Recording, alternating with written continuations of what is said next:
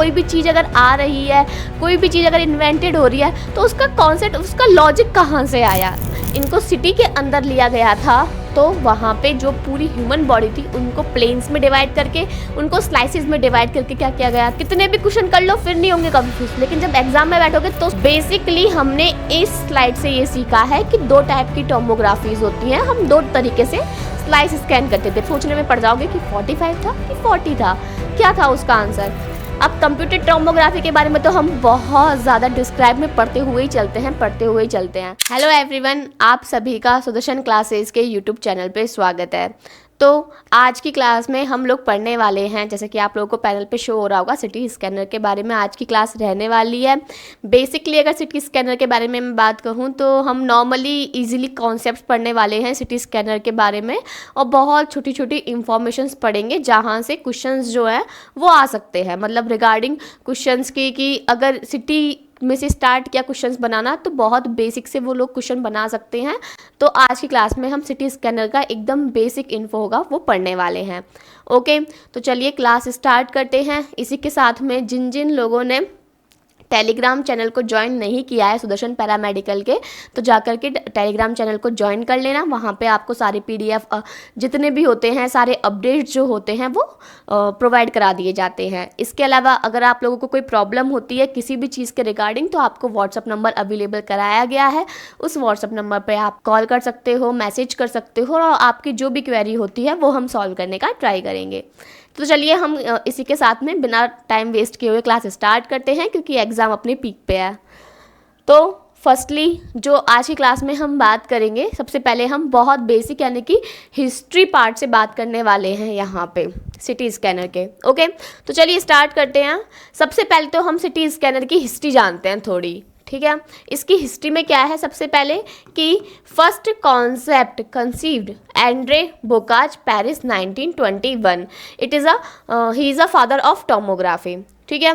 तो जो सबसे पहले सिटी स्कैनर का जो ये कॉन्सेप्ट था, मतलब वो होती है ना कि कोई भी चीज़ अगर आ रही है, कोई भी चीज़ अगर इन्वेंटेड हो रही है तो उसका कॉन्सेप्ट, उसका लॉजिक कहाँ से आया। जस्ट फॉर एग्जाम्पल न्यूटन, तो न्यूटन ने जो अपने लॉ निकाले थे तो उसका जो दिमाग था कि ये सेब जो है ये नीचे ही क्यों गिरा, ठीक है, ये ऊपर क्यों नहीं गया। तो उन्होंने फिर कहीं ना कहीं उस चीज़ के बारे में सोचा कि हाँ ये क्या रीज़न है इन चीज़ों का। क्लियर है, आई समझ में। तो उसी तरीके से जो एंड्रे बोकाच थे, इनका भी क्या था, एक कॉन्सेप्ट जो इन्होंने सिटी स्कैनर का इन्वेंट किया था सबसे पहले इन्हीं के द्वारा किया गया था, इसलिए इन्हें कहा जाता है फादर ऑफ टोमोग्राफी। तो देखो 3 नाम है यहाँ पे, और तीनों नाम आप लोगों को याद रखने हैं, ठीक है। साइंटिस्ट के 3 नाम है, वो तीनों नाम आप लोगों को याद रखने पड़ेंगे, इंपॉर्टेंट नेम है। सबसे पहले एंड्रे बोकाच का हो गया father of tomography. Second, computer scanner was invented by, अब देखो मैंने कहा था जैसे कि थोड़ी बहुत स्पेलिंग हो सकती है, गॉडफ्रे न्यूबोल्ड हाउंसफील्ड 1970। ओके, तो जो कंप्यूटर स्कैनर था वो जो सबसे पहले बताया गया था, जिसके बारे में जिसने बताया था सबसे पहले, वो कौन थे, गॉडफ्रे न्यूबोल्ड हाउंसफील्ड थे। ओके, नेक्स्ट ये था laboratory model for image reconstruction performed by Allan M Cormack 1963। अब क्या था कि ठीक है, स्कैनर आ गया है, स्कैनर इन्वेंट कर चुके हैं, लेकिन अब जो भी इमेज बनानी है उस इमेज के रिकंस्ट्रक्शन के लिए जो भी मॉडल अपनाया जाएगा उसके बारे में किसने बताया था, उसके बारे में बताया था एलन एम कॉर्मैक ने। क्लियर, यहाँ पे आपको 2 इमेजेस दिख रही हैं, एक गॉडफ्रे न्यूबोल्ड हाउंसफील्ड की है और एक एलन एम कॉर्मैक की है। इनके थोड़ा बहुत आप डेट्स याद रख लेना क्या है, और मेनली ये याद रख लेना कि किस किस के बारे में क्या क्या चीज़ें कही गई है। एक ने कॉन्सेप्ट इन्वेंटेड किया, एक ने कंप्यूटर स्कैनर, और एक ने इमेज कंस्ट्रक्शन के लेबोरेटरी मॉडल को बताया था, ठीक है। तो ये 3 नेम हो गए। चलिए अब हम स्टार्ट करते हैं हमारे इंट्रोडक्शन पार्ट से। इंट्रोडक्शन पार्ट क्या है, tomography means slice view, sectional imaging और प्लानर इमेजिंग। यानी कि क्या कहा गया है कि अगर हम टोमोग्राफी के बारे में बात करते हैं कि टोमोग्राफी, तो यहाँ पे 2 वर्ड्स बनते हैं, एक बनता है टोमो और एक बनता है ग्राफी। तो ग्राफी मीन्स क्या हो जाती है, स्टडी, यानी कि आप किसी भी चीज़ की स्टडी कर रहे हो तो वो हो जाएगा ग्राफी। टोमो क्या हो जाएगा, टोमो हो जाएगा जस्ट फॉर एग्जाम्पल कि हमारे पास में एक फ्रूट है, ठीक है, फॉर एग्जाम्पल एप्पल है, तो उसका क्या निकाल लिया हमने, उसको टुकड़ों में तोड़ दिया, तो उसका एक छोटा सा जो स्लाइस होगा, ठीक है, उस स्लाइस का जब हम क्या करेंगे एग्जामिनेशन, तो उस स्टडी को हम बोलेंगे क्या, टोमोग्राफी। उसी तरीके से जब इनको सिटी के अंदर लिया गया था तो वहाँ पे जो पूरी ह्यूमन बॉडी थी उनको प्लेन्स में डिवाइड करके, उनको स्लाइसिस में डिवाइड करके क्या किया गया था, उनकी स्टडी की गई थी। क्लियर? तो ये क्या हो गया, टोमो का मतलब आप बोल सकते हो स्लाइस, इसका आप मतलब बोल सकते हो सेक्शन।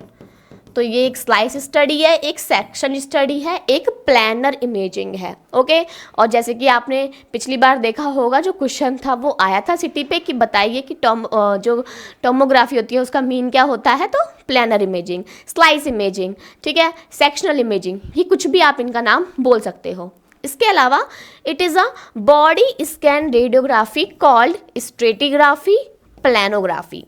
अब क्या है कि ये बॉडी स्कैन रेडियोग्राफी, अब बताने की ज़रूरत तो है नहीं, नाम से पता चल रहा है कि सिटी स्कैन जो है उसका यूज़ हम ह्यूमन बॉडी को स्कैन करते हैं डिफरेंट ऑफ प्लेन्स में, जैसे कि हम सोसाइटल में करते हैं, कोरोनल में करते हैं, ओके, हॉरिजॉन्टल। तो ये जो सारे हमारे प्लेन्स हैं जिनमें हम स्टडी कर रहे हैं, किसके अंदर, सिटी के अंदर, पता ही होगा सबको, तो वो क्या हो गया, बॉडी स्कैन रेडियोग्राफी। अब इस चीज़ को हम स्ट्रेटिग्राफी बोल सकते हैं, इसको हम प्लानोग्राफी, क्योंकि प्लेन्स की स्टडी कर रहे हैं, प्लेन्स में जाके स्टडी कर रहे हैं, तो प्लानोग्राफी भी कह सकते हैं। ओके, तो फर्स्ट चीज़ जो आपको इस स्लाइड से सीखने को मिली, दो बातें, कौन कौन सी, पहले साइंटिस्ट के बारे में कि आपको तीनों के नाम पता है और तीनों के बारे में पता होना चाहिए कि क्या है, father of tomography Andre Bocage, second Godfrey Newbold Hounsfield ने क्या बताया था 1970 में, कंप्यूटर स्कैनर, थर्ड चीज़ एलन एम कॉर्मेक ने इमेज रिकंस्ट्रक्शंस के मेथड्स, मतलब उनके जो लेबोरेटरी मॉडल थे उसके बारे में बताया।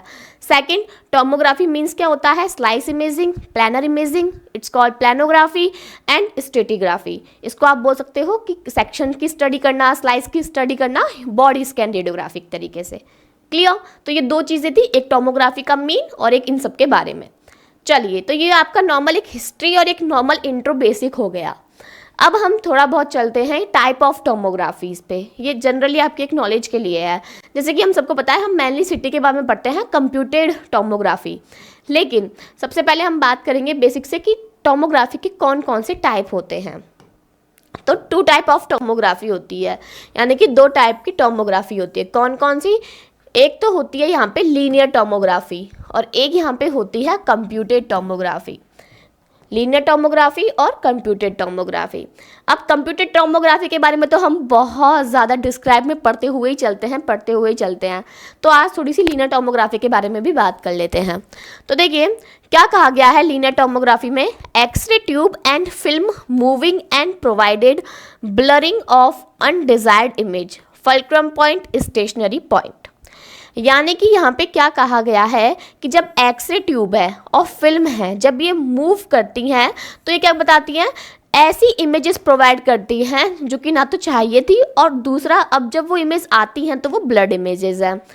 तो इसमें एक वर्ड शो किया गया है जिसको हम बोलते हैं फल्क्रम पॉइंट, जो कि होता है स्टेशनरी पॉइंट। स्टेशनरी का मतलब सबको पता होगा ना, फिक्स्ड पॉइंट जिसको हम बोलते हैं, क्या होता है, फिक्स्ड, स्थिर। इसको हम क्या बोलते हैं, स्थिर बोलते हैं, स्थिर बिंदु बोलते हैं। तो अब देखो मेन चीज़ ये होती है, लीनियर टोमोग्राफी के बारे में अगर बात समझनी है तो इतना समझो कि जब एक्सरे ट्यूब है और फिल्म है, जब साथ में मूव हो रही हैं तो क्या होता है कि एक फल्क्रम पॉइंट आएगा, उस पॉइंट पे जितने भी इमेजेस बनेंगे वो स्टेशनरी इमेजेस होंगे, यानी कि वो इमेजेस आपको दिख सकते हैं क्योंकि वो क्या है, यहाँ पे फल्क्रम पॉइंट जो है वो स्टेशनरी पॉइंट है, स्थिर बिंदु है जहाँ पे जितनी भी इमेज बनेंगी वो आपको देखने में आएंगी। लेकिन अगर इसके कोई अबव या फिर कोई इसके अंडर, फल्क्रम पॉइंट के अगर ऊपर कोई इमेज बन रही है या फिर इसके बिलो में कोई इमेज बन रही है तो वो सारी इमेज क्या हो जाएंगी, ब्लर इमेज, और ब्लर इमेज हमारे किसी भी काम की नहीं रहती हैं। तो इसलिए यहाँ पे जब पहले लीनियर टोमोग्राफी का यूज़ किया जाता था तो वो उसी अंडर किया जाता था कि फल्क्रम पॉइंट पे जितनी इमेजेस थी उनको काम में लिया जाता था और बाकी की अंडर और जो अबव इमेजेस थी उनको नेगलेक्ट कर दिया जाता था, अवॉइड कर दिया जाता था। क्लियर? तो इस तरीके से एक्सरे ट्यूब होती है, गैंट्री होते हैं, मल्टी प्रोजेक्शंस होते हैं, यहाँ पे डिटेक्टर्स फिक्स्ड बताए गए हैं। क्लियर? चलो अब बात करते हैं कंप्यूटेड टोमोग्राफी की। Computed tomography, computer used make mathematical reconstruction of tomographic plane and slice. क्या कहा गया है, देखो टोमोग्राफी का मतलब हम सब समझ चुके हैं, स्लाइस की स्टडी, प्लेन्स की स्टडी करना, टोमोग्राफिक प्लेन्स बताना, टोमोग्राफिक स्लाइस बताना। लेकिन कंप्यूटेड का मतलब कि अगर हमने क्या किया, कंप्यूटर का यूज़ करके उस कंप्यूटर के सॉफ्टवेयर्स का यूज़ किया, उसके मैथमेटिकल इक्वेशन सॉल्व करे, रिकंस्ट्रक्शन सॉल्व करे, तो ये सारी चीज़ें जो हैं जो कंप्यूटर की हेल्प से हो रही हैं और हमें एक स्लाइस का, एक प्लेन की स्टडी को बता रही हैं, उसको हम बोलते हैं कंप्यूटेड टोमोग्राफी। क्लियर? तो बेसिकली हमने इस स्लाइड से ये सीखा है कि दो टाइप की टोमोग्राफीज होती हैं। हम दो तरीके से स्लाइस स्कैन करते थे। पहले के टाइम पे लीनियर टोमोग्राफीज होती थी, जहाँ पे एक पॉइंट के मतलब वहाँ पे एक पहली बात तो कि ज़्यादा डोज दी जाती थी ताकि इमेजेस जो हों वो हमें क्या मिल सके, हमें जो यूजफुल इमेज है वो मिले, लेकिन एक्स्ट्रा ऑर्डिनरी भी डोज जाती थी, जैसे कि फेल्क्रम पॉइंट पे मिलने वाली इमेजेस और अंडर और अबव को नेगलेक्ट किया जाता। अब फिर हमने जब कंप्यूटेड टोमोग्राफी को यूज़ में लेना स्टार्ट किया तो इससे फ़ायदा ये हो गया कि हमारा टाइम बचने लग गया। जिस चीज़ में प्रॉब्लम आती थी, जो इक्वेशन सॉल्व करने पड़ते थे, मैथमेटिकल रिकंस्ट्रक्शंस होता था, उन सबको एक कंप्यूटर ने काफ़ी सॉल्विंग बना दिया। और फिर हम उसकी हेल्प से क्या करने लगे, स्कैन्स करने लगे, स्लाइस व्यूज़ लेने लगे। तो ये हो गई हमारी कंप्यूटेड टोमोग्राफी। ओके, यहाँ पे ये एक्स रे सोर्स बताया गया है, इसको डिटेक्टर बताया गया है, और ये प्लेन्स हैं जो उनके बारे में डिस्क्राइब कर रहा है। क्लियर? तो ये हमने इस स्लाइड से सीखा टोमोग्राफी के टाइप्स के बारे में। चलिए नेक्स्ट आगे बढ़ते हैं और नेक्स्ट बात करते हैं टर्मिनोलॉजीज की। देखिए ये मतलब कह सकते हैं इतना इम्पोर्टेंट नहीं है, फिर भी जान लेना ज़रूरी है, क्योंकि अगर आप लोग पूरा सिटी पढ़ रहे हो और सबको पता है कि काफ़ी वेटेज वाला टॉपिक होता है सिटी, तो ये इम्पोर्टेंट रहेगा कहीं ना कहीं आप लोगों के लिए। तो बात कर लेते हैं टर्मिनोलॉजीज की। सबसे पहले हम बात करते हैं मैट्रिक्स की। Human body is imagine as matrix dividing into columns and rows. ठीक है, तो जब भी आपने सिटी इमेजेस देखी होगी तो वो कैसी होती है, एक इस तरीके की इमेज आपने देखी होगी। ठीक है, हाँ, अब इसमें क्या होते हैं, इस तरीके के कॉलम्स बने हुए होते हैं उसमें। ठीक है, कॉलम्स और रोज बनी हुई होती हैं कुछ इस तरीके की। मैंने 5 बना दी 4, ठीक है, वो डिपेंड करता है। तो इस तरीके की क्या बनी हुई होती है, वहाँ पे इमेजेस बनी हुई होती हैं। अब क्या है कि इस पूरे को हम क्या कहेंगे, वहाँ पे इस पूरे को हम यहाँ पे मैट्रिक्स कहेंगे। क्या कहेंगे, मैट्रिक्स कहेंगे। लेकिन अगर इस मैट्रिक्स के इस पार्ट को हम एक पार्ट की स्टडी कर रहे हैं तो इसको हम कहेंगे क्या, पिक्सल। इसको हम कहेंगे, ये हो गया एक 2D एलिमेंट। अब जब हम इस पिक्सल को किस में देखेंगे, 3D एग्जामिनेशन करके देखेंगे, तो ये क्या बन जाएगा, वॉक्सल बन जाएगा। कुछ इस तरीके से ये वॉक्सल बन जाएगा। ठीक है, तो ये होती है एक टर्मिनोलॉजी जो आपको आनी चाहिए। मैट्रिक्स, जब ह्यूमन बॉडी को हम क्या करें, एक इमेजेस में उतारें तो उसमें हमें कॉलम्स और रो में उसको डिवाइड करना पड़ेगा। ठीक है, तो वो हो गया मैट्रिक्स, जैसे कि ये पूरा मैट्रिक्स है। पिक्सल, पिक्सल मतलब है picture element. Matrix element which is describe 2D concept, यानी कि मैट्रिक्स का एक एलिमेंट, समझ रहे हो ना, एलिमेंट मतलब ये पूरा एक मैट्रिक्स है और इसका एक पार्ट उठा लिया तो इट्स कॉल्ड मैट्रिक्स एलिमेंट। तो ये मैट्रिक्स एलिमेंट बोल दो, पिक्चर एलिमेंट बोल दो, जो 2D कॉन्सेप्ट बता रहा है। थर्ड है voxel, volume element, volume of tissue to the patient. तो जो क्या बता रहा है, 3D, यानी कि जो पेशेंट का पूरे जो भी एक पर्टिकुलरली पार्ट लिया है उसका पूरा 3D व्यू दे रहा है, इट्स कॉल्ड वॉक्सल। देन हम बात करते हैं कुछ मोशंस की, एक ट्रांसलेटिंग, एक रोटेशन। इसको आप ट्रांसलेशन भी बोल सकते हो। ठीक है, ट्रांसलेशन। ट्रांसलेशन मोशन क्या होता है, linear movement between X-ray tube and detector. यानी कि जब एक्स-रे ट्यूब है, ठीक है, जहाँ से एक्स-रेज प्रोड्यूस होंगी, और डिटेक्टर है जो उनको डिटेक्ट करेगा, उनके बीच में जब लीनियर मूवमेंट होता है तो उसको हम बोलते हैं ट्रांसलेशन। रोटेशन समझ गए होंगे सब, रोटेशन का मतलब जहाँ पे रोटेशनल मूवमेंट स्टार्ट हो जाए, किसके बीच में, एक्स-रे ट्यूब और डिटेक्टर के बीच में, तो उसको हम बोलते हैं रोटेशनल मोशन। अब देखिए यहाँ पे ये 2 फॉर्मूले हैं जो आपको पता होने चाहिए। कौन कौन से, pixel size, pixel size, pixel के बारे में हम बता चुके हैं, 2D कॉन्सेप्ट देता है तो इसका size pixel size. FOV, FOV का मतलब होता है फील्ड ऑफ व्यू, यानी कि एक वो व्यू जो आपको एक्स-रे ट्यूब से डिटेक्टर पे आते हुए दिखता है, वो बनाता है क्या, field of view. Voxel size, voxel के बारे में हमने बात की थी, जो 3D बताता है व्यू और उसका साइज वॉक्सल साइज। तो ये फॉर्मूला याद कर लेना, pixel size equal to FOV upon voxel size. इसके अलावा वॉक्सल साइज का भी एक अलग फॉर्मूला बनता है, क्योंकि तुम सबको पता है कि पिक्सल जो दे रहा है वो 2D इमेज दे रहा है। क्या दे रहा है, 2D। ठीक है, वही वॉक्सल जो हो रहा है वो 3D दे रहा है, यानी कि एक और डायमेंशन होगा जो कि वॉक्सल में ऐड होता है, तब पिक्सल वॉक्सल में कन्वर्ट हो जाता है। तो voxel size equal to pixel size into slice thickness. तो जब पिक्सल साइज के साथ साथ हम स्लाइस थिकनेस भी देखना स्टार्ट कर देंगे तो वो क्या बना देगा, वॉक्सल साइज बना देगा।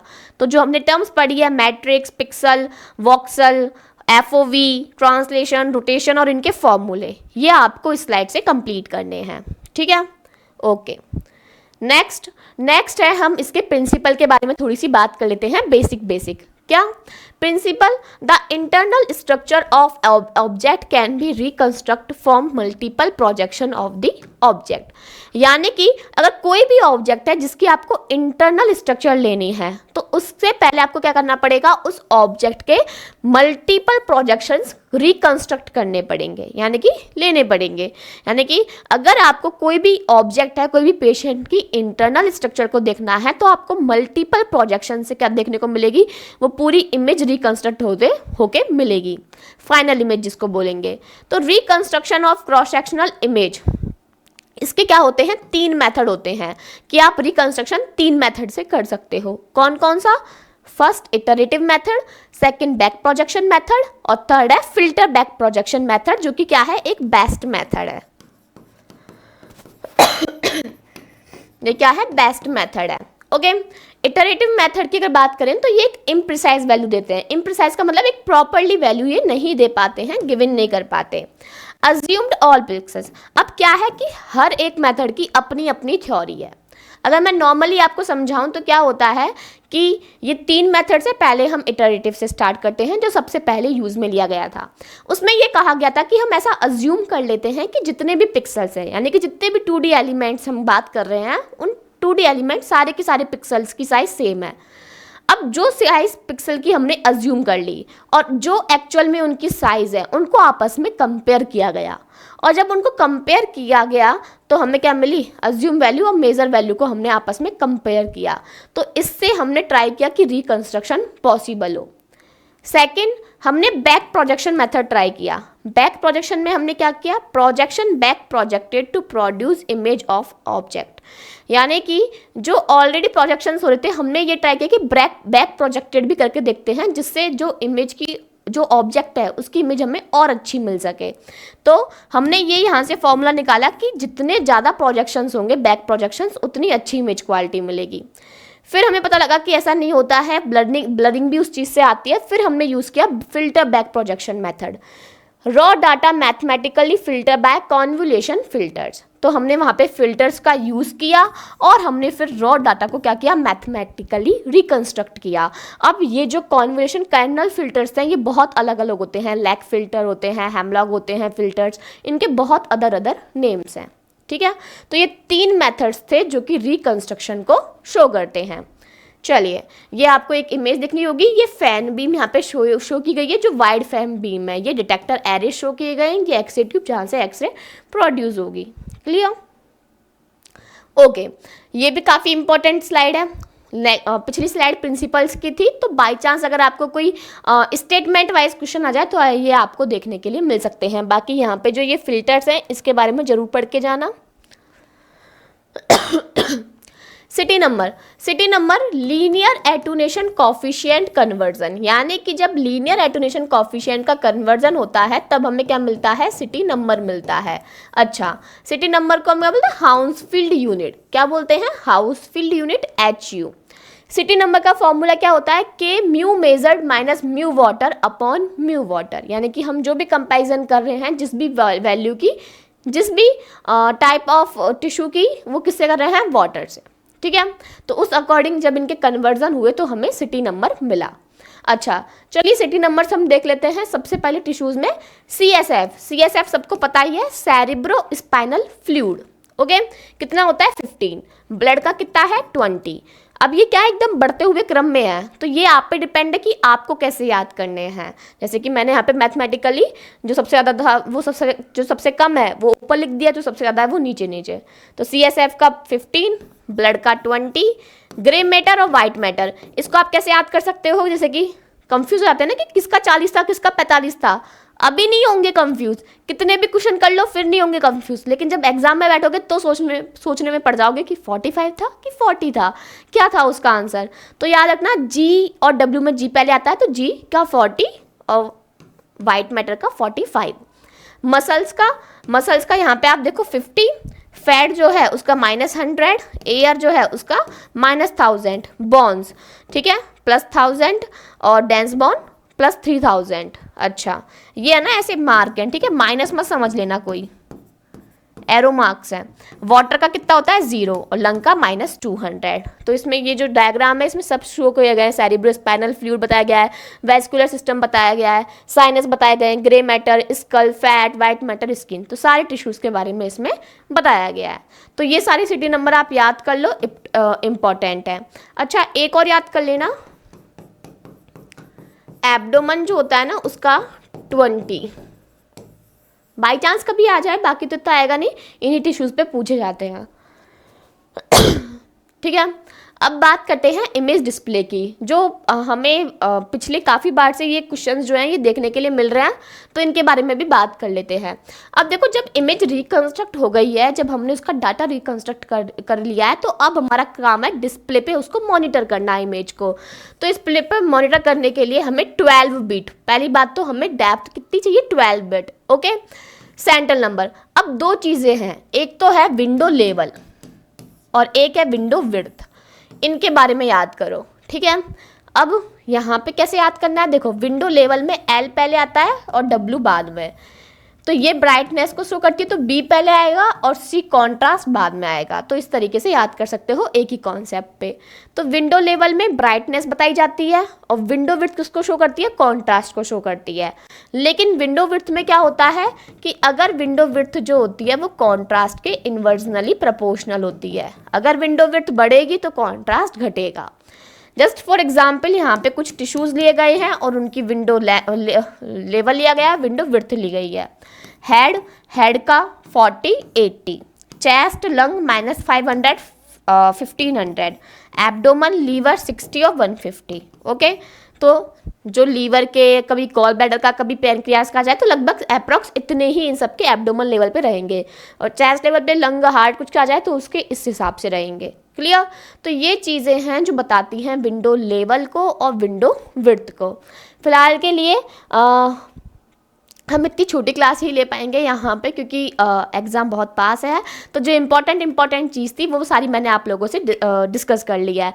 अब अगर आप लोग ऐसे ही क्लासेस चाहते हो और ऐसी ब्रीफली इन चीज़ों को समझना चाहते हो, तो सुदर्शन पैरामेडिकल आपके लिए लेके आया है ऑल रेडियोग्राफर कोर्स। तो उस ऑल रेडियोग्राफर कोर्स के एप्लीकेशन पर जाकर आप एक बार इनरोल करो। उसमें आपको फ़ायदा ये मिलेगा कि आपको हिंदी और इंग्लिश दोनों ही लैंग्वेज में पढ़ाया गया है, ठीक है, यानी कि प्रॉपर हिंदी और प्रॉपर इंग्लिश भी मिलेंगे, ठीक है। तो पहला ये। सेकंड, आपको वहाँ पे टेस्ट सीरीज अवेलेबल कराई गई है अकॉर्डिंग टू टॉपिक्स, आपको शॉर्ट चार्ट अवेलेबल कराए गए हैं वहाँ पे। साथ में अगर आप इस कोर्स पे जाकर इनरोल करते हो तो आपको जो बुक होगी जिसमें आपको कम से कम 25 एग्ज़ाम पेपर जो प्रीवियस ईयर थे 25 से 30, वो आपको इसमें सारे PYQs देखने के लिए मिलेंगे। और PYQs बहुत ज़्यादा इम्पॉर्टेंट रहते हैं, एक बार सब उसका रिवीजन ज़रूर करके जाना, ओके। तो जो अगर जाकर के इस एप्लीकेशन पे इनरोल करेगा उसके लिए बुक जो होगी वो बिल्कुल फ्री हो जाएगी, ओके। तो आप जाके एक बार इनरोल कर सकते हो, देख सकते हो, डेमो क्लासेस भी अवेलेबल हैं। तो आज की क्लास हमारी सिटी स्कैनर की यहाँ पे ही ख़त्म होती है। आई होप आपको क्लास अच्छे से समझ में आई होगी। तो मुझे कमेंट सेक्शन में बताना कि आपको क्लास कैसी लगी है और क्या क्या चेंजेस हैं जो हम कर सकते हैं यहाँ पे। तो चलिए मिलेंगे अगली क्लास में, तब तक के लिए आप अच्छे से पढ़ाई कीजिए अपनी। धन्यवाद।